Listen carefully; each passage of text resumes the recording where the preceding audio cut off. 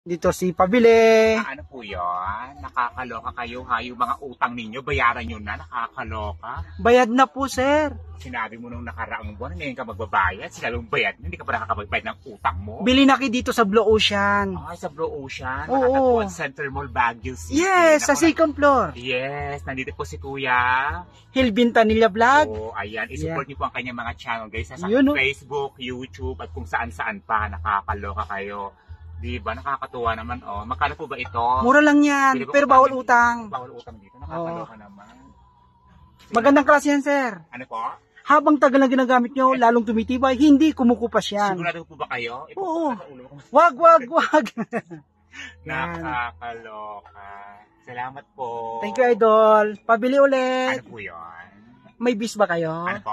May base? Base? Oo. Anong base? Nung lalagyan ng sabon na powder? Ay, nakakaloka. Base daw. Kung lagyan ng sabon na powder. Bawal maganda utang, na ha? ganon.